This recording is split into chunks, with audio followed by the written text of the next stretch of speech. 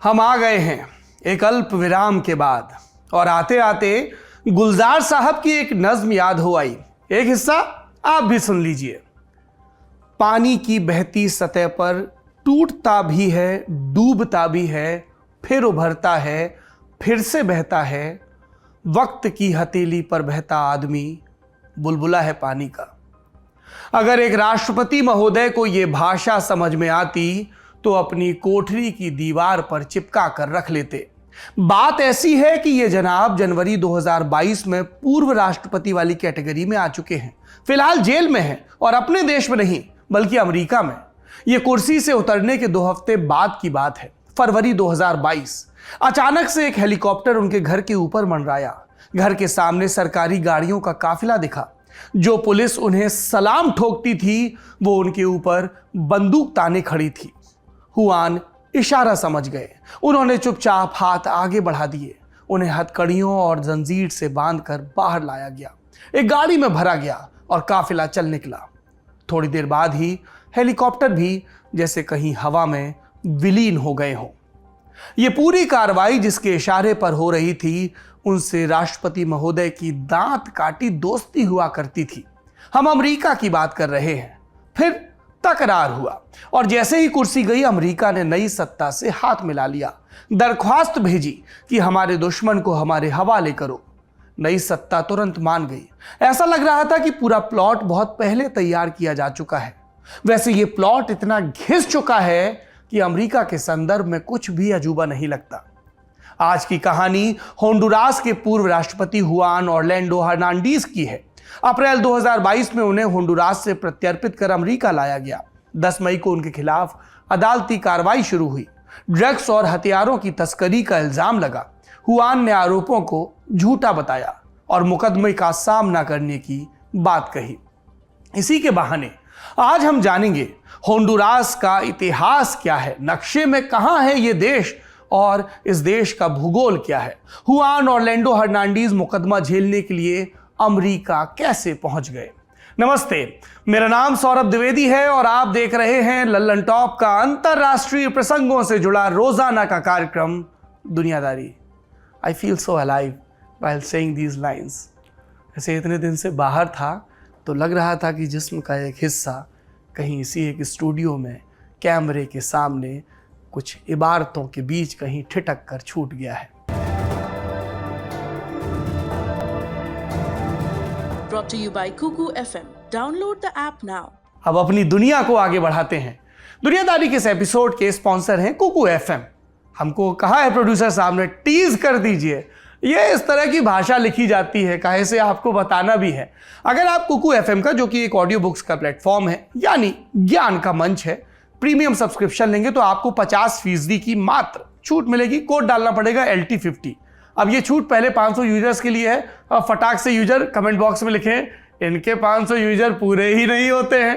Description में बाकी link. सूचना समाप्त। शो पर वापस लौटते हैं जहां आज बात होंडुरास की होगी। शुरुआत शाह से यानी इतिहास से। नॉर्थ और साउथ अमेरिका, इनको एक टेढ़ी मेढ़ी पट्टी जोड़ती है। इसे सेंट्रल अमेरिका के नाम से जाना जाता है।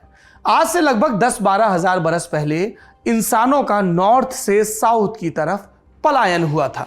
इनमें बहुत सारे लोग बीच में ही रुक गए। वहां उन्होंने अपनी बसाहट बनाई। होंडुरास में इंसानी सभ्यता का पहला सिरा इसी बसाहट से जुड़ता है। कालांतर में होंडुरास में अलग अलग कबीलों का जन्म हुआ और ये पूरे इलाके में फैल गए। ईसवी सन की शुरुआत तक माया सभ्यता का विस्तार हो रहा था। उसका प्रभाव होंडुरास पर भी पड़ा। माया सभ्यता के शासकों ने पश्चिमी होंडुरास में कोपा नामक शहर की स्थापना की। यह शहर होंडुरास में इस सभ्यता का केंद्र था। 8वीं सदी तक कोपा खूब फला फूला। उसके बाद ऐसा हुआ जैसे शहर को नजर लग गई हो।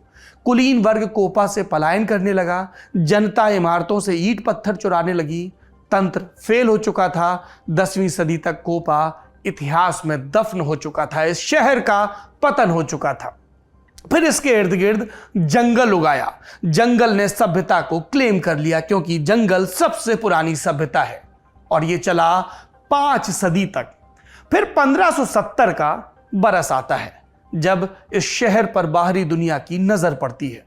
डिएगो गार्सिया डी पलेसियो को इस शहर के अवशेष मिलते हैं, लेकिन खुदाई वो 19वीं सदी में होती है और तब इसके ऐतिहासिक वैभव का पता चलता है। आज के वक्त में कोपा यूनेस्को की वर्ल्ड हेरिटेज साइट की लिस्ट में शामिल है और मेरा इरादा है कि किसी रोज मैं इस शहर के अवशेषों को देखने जाऊं। कोपा का पतन माया सभ्यता के पतन का संकेतक था। लगभग 500 साल होंडुरास में कोई बड़ी घटना नहीं घटी, लेकिन 15वीं सदी आई। एज ऑफ डिस्कवरी का दौर शुरू हुआ। यूरोप के ताकतवर देश अब नई जमीन की तलाश में निकल चुके थे। अनुभवी नाविकों की मांग बढ़ चुकी थी। ऐसा ही एक नाविक इटली में तैयार हो रहा था जिसका नाम कुछ सुना सा लगेगा आपको, क्रिस्टोफर कोलंबस। उसने भारत की ख्याति बहुत सुन रखी थी।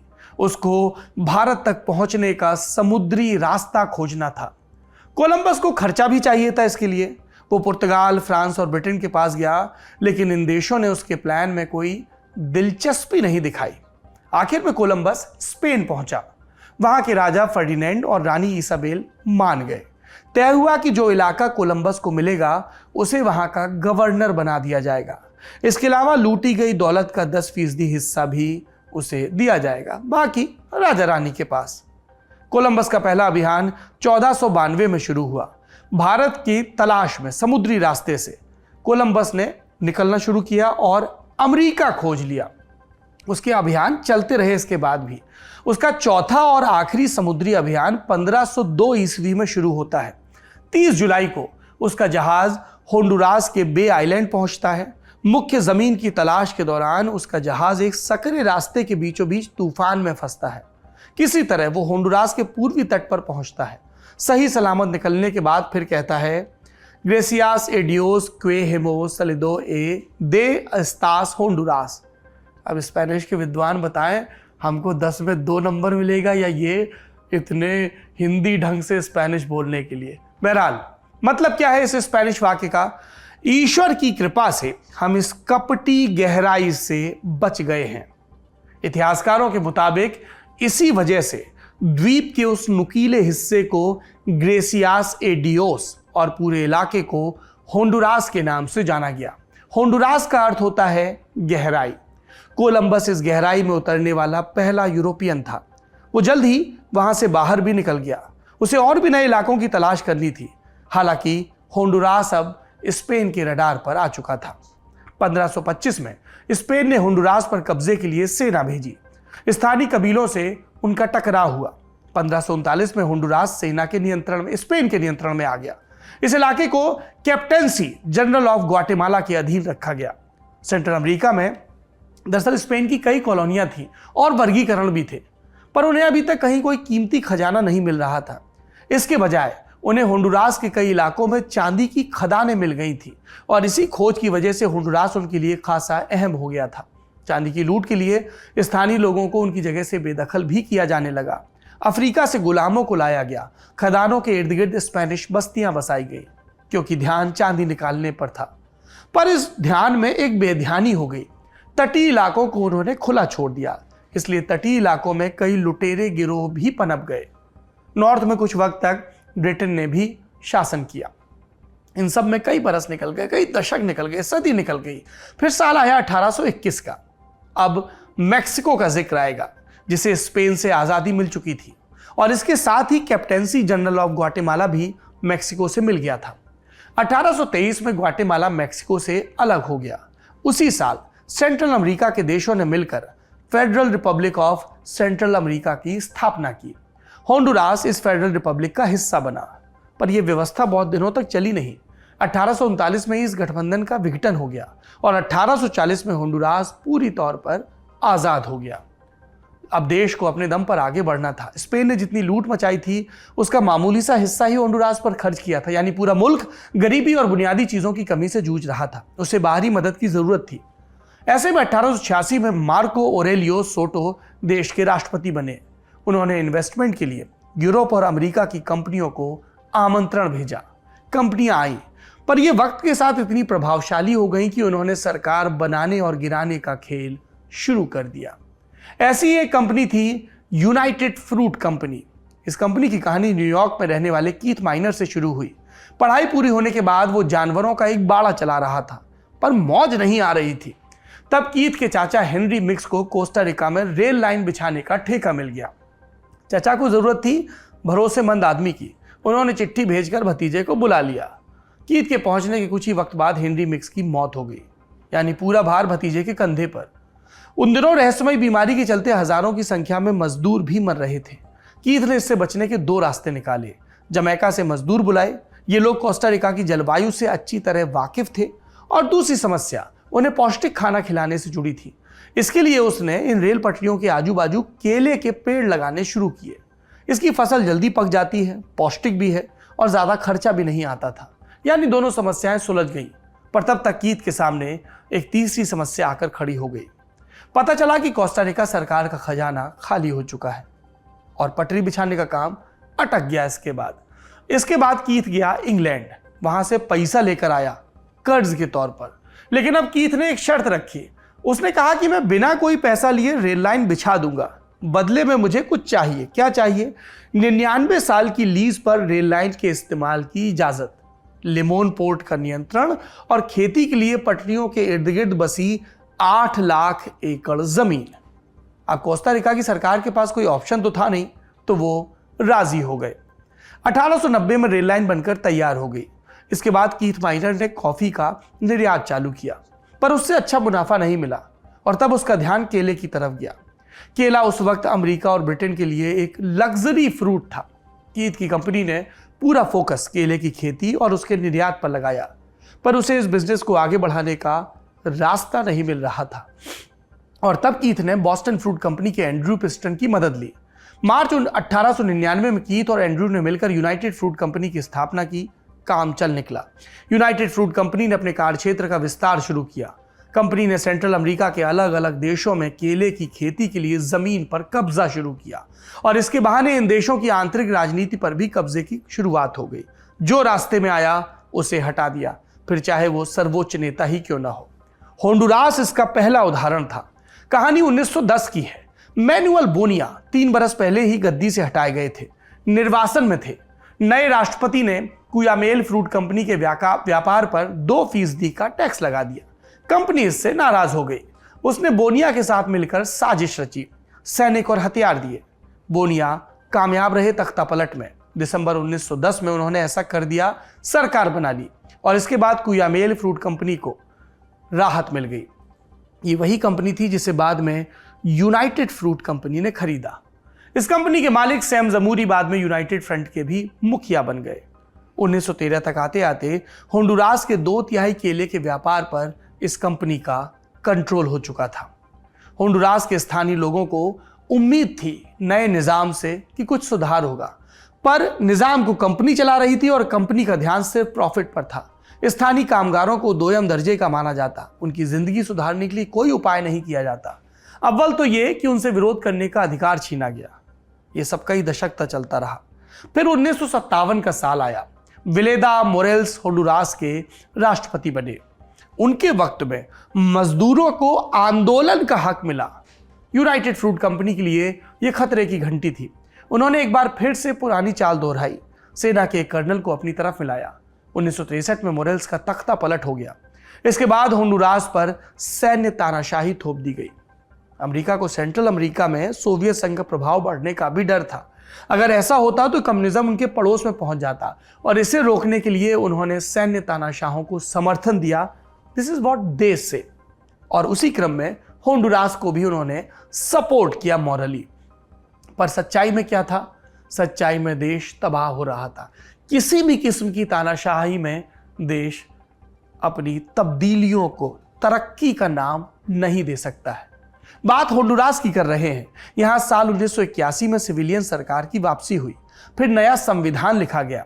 यूनाइटेड फ्रूट कंपनी 1970 में ही काम करना बंद कर चुकी थी। इन कंपनियों का प्रभाव भी लगभग खत्म कर दिया गया और इसके बाद होंडुरास ने खुद को सहेजना शुरू किया। इसमें काफी हद तक कामयाब भी रहे। लेकिन 1998 में आए हरिकेन मिच ने सारी कोशिशों को जैसे धाराशायी कर दिया। इस आपदा ने इतना नुकसान पहुंचाया कि मुल्क 50 साल पीछे चला गया। फिर 2009 तक सुधरने संवरने की कोशिश होती रही। इस साल कुछ ऐसा हुआ जिसने होंडुरास को फिर से अंतर्राष्ट्रीय सुर्खियों में ला दिया। तत्कालीन राष्ट्रपति मैनुअल ज़ेलेया, उन्होंने एक खेल करने की कोशिश की। वो संविधान में तब्दीली करना चाहते थे ताकि दोबारा राष्ट्रपति का चुनाव लड़ सकें। पर सेना ने उनका तख्ता पलट कर दिया। कुछ समय तक सत्ता सेना के पास रही, फिर चुनाव हुए और पोर्फोरियो लोबो सोसो राष्ट्रपति बने। उनका कार्यकाल 2014 तक रहा। फिर जनवरी 2014 के चुनाव में हुआन ऑरलैंडो फर्नांडीज को जीत मिली। इससे पहले वो संसद के अध्यक्ष के तौर पर काम कर रहे थे। राष्ट्रपति बनते ही हुआन ने ड्रग्स के तस्करों को अमेरिका में प्रत्यर्पित करने की शुरुआत की। दरअसल लंबे वक्त से होंडुरास के रास्ते साउथ अमेरिका से नॉर्थ में ड्रग्स की तस्करी हो रही थी। अमेरिकी एजेंसियां लंबे समय से इसके खिलाफ अभियान चला रही थी। हुआन के आने से उनका काम आसान हो गया। डोनाल्ड ट्रंप के कार्यकाल में हुआन को अमेरिका ने भरपूर सपोर्ट दिया। 2017 में सुप्रीम कोर्ट ने उनके दोबारा चुनाव लड़ने का रास्ता भी साफ कर दिया। अमेरिका की दोस्ती के चलते इस फैसले को कोई बड़ी चुनौती भी नहीं मिली। लेकिन जनवरी 2021 में अमेरिका में सरकार बदल गई। जो बाइडेन सत्ता में आ गए और उनके साथ हुआन के रिश्ते अच्छे नहीं थे। अमेरिकी एजेंसियों का आरोप है कि हुआन ने ड्रग्स तस्करों से पैसे खाए और संरक्षण दिया, इसलिए रिश्ते बिगड़े। कहा गया कि वो पूरा गिरोह चला रहे हैं। और पिछले साल इसी मामले में हुआन के छोटे भाई टोनी फर्नांडिस को उम्र कैद की सजा भी मिली। टोनी पर कोलंबिया के ड्रग तस्कर अल चापो से 8 करोड़ की रिश्वत लेने का आरोप था। रपटों के मुताबिक टोनी ने यह पैसा भाई हुआन को ट्रांसफर किया। अल चापो को पिछले हफ्ते ही अमेरिका प्रत्यर्पित किया गया है। बहुत देखते हो नार्कोस और आगे पीछे की चीजें, मुस्कुरा रहे हो, हमको पता है अल चापो कौन है। बढ़िया है। हुआन ने अपने ऊपर लगे आरोपों से इनकार किया। फिलहाल उन्हें ब्रुकलिन की एक जेल में रखा गया है। उनके खिलाफ जनवरी 2023 में अदालती कार्रवाई शुरू होने की संभावना है। उनके वकील ने अमेरिका के पूर्व राष्ट्रपतियों बराक ओबामा और डोनाल्ड ट्रंप से दोस्ती निभाने की अपील की है। जानकारों का कहना है अपील का ज्यादा कुछ फायदा होना नहीं है। शेख अपनी अपनी देख। अमेरिका अपनी परंपरा निभा रहा है। ये परंपरा काम निकालने के बाद फारिग करने की रही है। अमेरिका शायद ही इससे समझौता करे। ऐसे में हुआन को पूरी जिंदगी अमेरिका की जेल में गुजारनी पड़ सकती है, या फिर उनकी कोई और उपादेयता आ जाए तो नए सिरे से जिंदगी जेल के बाहर नसीब हो सकती है। यह था आज की दुनियादारी का बड़ी खबर सेगमेंट। अब सुर्खियां सुनते हैं। पहली सुर्खी श्रीलंका से है। श्रीलंका का आर्थिक संकट हिंसक रूप ले चुका है। 9 मई को प्रधानमंत्री महिंदा राजपक्षे के इस्तीफे से ठीक पहले उनके समर्थकों ने प्रोटेस्टर्स पर हमला किया। बाद में गुस्साई भीड़ ने पीएम और कई सांसदों के घर जलाए। घर में फंसे महिंदा को बचाने के लिए सेना बुलानी पड़ी। हिंसा के बाद राष्ट्रपति ने पुलिस और सेना को आपातकालीन शक्तियां दी। शूट एट साइट देखते ही उपद्रवी को गोली मारने का आदेश दिया। हालांकि सेना ने इससे इनकार किया, कहा कि अपने ही नागरिकों पर गोली नहीं चलाएंगे। उधर राजपक्षे परिवार के देश से भागने की चर्चा भी तेज हो गई है। कुछ मीडिया रिपोर्ट्स में कहा गया कि यह परिवार और इसके कुछ लोग भारत आ गए हैं। 10 मई को श्रीलंका में भारत के उच्चायोग ने इसका खंडन किया। महिंदा के एक बेटे ने भी कहा कि उनका परिवार कभी देश छोड़कर नहीं जाएगा। हालांकि लोगों को उनके ऊपर भरोसा नहीं है। उधर प्रदर्शनकारियों ने एयरपोर्ट के रास्ते में चेक पॉइंट बनाए हैं। वे राजपक्षे परिवार और उनके वफादारों पर नजर रख रहे हैं। राष्ट्रपति गोतबाया राजपक्षे ने लोगों से शांत रहने की अपील की है, लेकिन लोग उनके इस्तीफे से कम पर मानने के लिए तैयार नहीं है। इन सब के बीच कई अफवाहें भी उड़ रही हैं। एक अफवाह भारतीय सेना की तैनाती से जुड़ी है। कहा गया कि श्रीलंका का संकट सुलझाने के लिए भारत ने अपनी सेना भेज दी है। भारत के विदेश मंत्रालय ने इससे साफ इनकार किया है। हम अपने हिस्से का सबक 80 के दशक में ले चुके हैं। मंत्रालय की तरफ से जारी बयान में, नहीं, ये जो है सबक वाली बात है, ये हमारा बयान है। मंत्रालय का बयान क्या है सुन लीजिए। भारत का पक्ष क्या है सुन लीजिए। आधिकारिक कहा गया कि भारत श्रीलंका में लोकतंत्र, स्थिरता और आर्थिक सुधार का समर्थन करता है। आज की दूसरी और आखिरी सुर्खी सोमालिया से है। सोमालिया में लंबे इंतजार के बाद राष्ट्रपति के लिए चुनाव होने जा रहे हैं। 10 मई को पर्चा भरने का आखिरी दिन था। चुनाव में कुल 39 उम्मीदवारों ने नाम दर्ज कराया। 15 मई को 275 सांसद नया राष्ट्रपति चुनने के लिए वोट डालेंगे। मौजूदा राष्ट्रपति मोहम्मद अब्दुल्लाही मोहम्मद का कार्यकाल फरवरी 2021 में खत्म हो गया था, लेकिन अलग अलग वजहों से नए चुनाव की तारीख टाली जाती रही। इससे पहले फरवरी 2022 में इंटरनेशनल मॉनेटरी फंड यानी IMF ने 17 मई तक राष्ट्रपति चुनने का अल्टीमेटम दिया था। IMF ने कहा चुनाव नहीं हुआ तो सोमालिया का फंड रोक दिया जाएगा। हम जानते हैं सोमालिया 1991 से सिविल वॉर से जूझ रहा है। सरकार का राजधानी मोगादिशु और आसपास के कुछ इलाकों पर ही नियंत्रण है। बाकी जगहों पर अल-कायदा से जुड़े आतंकवादी संगठन अल-शादाब का कब्जा है। अल-शादाब के हमलों और राष्ट्रपति और प्रधानमंत्री की तकरार के चलते सोमालिया में चुनाव टलते रहे।